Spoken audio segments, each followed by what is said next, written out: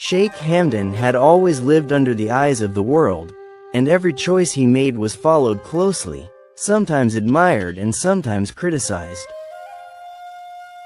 But when Shamma walked into his life, the glow around him became impossible to ignore. She wasn't just another presence in his royal journey, she was a storm of beauty, intelligence, and grace. Her laughter softened his seriousness, her calm voice steadied his restless soul, and her love wrapped him like a gentle desert breeze. Yet, somewhere in the corners of the past, his ex-wife watched with growing unease, unable to accept that the man she once held close had found solace in another woman's arms. Jealousy often grows from the seed of regret, and his ex-wife knows the truth of that more than anyone.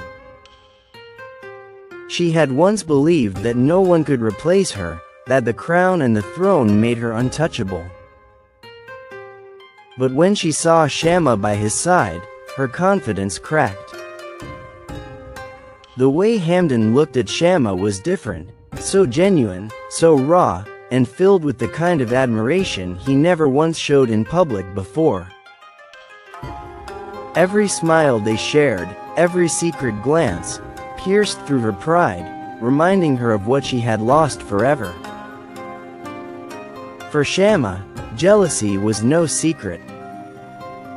She could feel the lingering eyes of the ex-wife at gatherings, the whispers behind closed doors, and the carefully crafted words that hinted at bitterness. But instead of shrinking under the weight of envy, Shamma stood taller. She understood that love was not a battlefield fought with daggers of the past but a bond strengthened by trust and sincerity. And Hamdan's unwavering loyalty gave her the courage to never let anyone's envy shake the foundation of their love. Hamdan, however, wasn't blind. He noticed the shadow that followed every time his ex-wife appeared in the same room as Shamma. There was no open confrontation, no sharp words exchanged, but the silence was heavy enough to feel. Sometimes, he caught his ex-wife staring with eyes filled with unspoken questions, as though she couldn't fathom how he had moved on so gracefully while she remained stuck in the chains of yesterday. His heart, though compassionate, belonged entirely to Shamma, and that truth only deepened the jealousy. In the royal halls, where chandeliers reflected light onto golden walls, the ex-wife's envy became like a ghost, silent but always present. Courtiers noticed, servants whispered, and even family members exchanged knowing glances. They saw how her gaze lingered too long, how her smile faltered whenever Shamma was mentioned.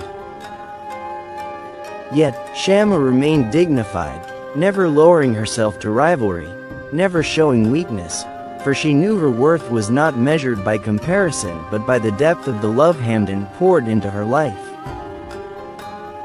The ex-wife's jealousy was fueled by memories that played in her mind like broken songs.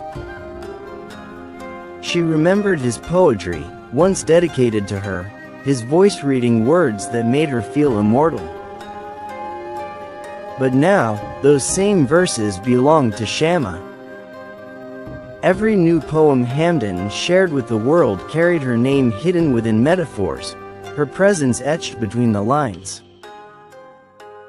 That transformation was unbearable to the one who once thought she would be his eternal muse. Hamdan could feel the tension between the past and the present, but he never allowed it to disturb his peace with Shamma. He believed that love required not just passion but also protection, and so he shielded her from the bitterness of old flames. In his private words to her, he reminded Shamma that the world might watch with envy, but what mattered most was the bond they shared in moments no one else could see. Late-night conversations, stolen glances, and hands held tightly when no one else was watching. There were times when the ex-wife tried to rekindle her connection with Hamdan through subtle gestures, hoping to ignite something that was long extinguished. But every attempt met with the unshakable wall of his devotion to Shamma. He was kind, respectful, yet distant, making it clear that his love no longer lived in the past. Each rejection, though polite, added fuel to the jealousy burning within her heart, making her realize that nothing she did could erase the presence of Shamma. Shamma, wise beyond her years, chose not to respond with arrogance or fear. She understood that jealousy often hides pain, and perhaps, in her heart, the ex-wife wasn't angry at her but at herself. Instead of creating war, Shamma chose grace. She walked with humility, loved Hamdan fiercely but privately, and never gave the world the spectacle of rivalry it craved. That very strength made her shine even brighter, intensifying the envy of the one who watched from the shadows. The ex-wife's jealousy soon turned into a kind of obsession. She followed every move Hamdan made with Shamma, every photograph, every public outing. It wasn't about wanting him back anymore, it was about struggling with the realization that she had been replaced in the most poetic, unforgettable way. Shamma wasn't just another woman. She was the kind of love story that people whispered about, the kind of love that could make even the strongest rival bow in defeat. Hamdan knew the weight of the situation, yet he never let it show in his smile when Shamma was near. His heart remained a fortress, built not of stone but of loyalty, where no jealousy could enter and no past could destroy. For him, Shamma was the present and the future, while the ex-wife was a chapter he had respectfully closed. But he also understood that the jealousy of the past could never truly vanish. It would linger like a shadow, reminding him of how fragile hearts can be when faced with the sight of lost love. In the end, Shamma and Hamdan's bond grew stronger precisely because of the jealousy surrounding them. Where others expected cracks, they built walls of trust.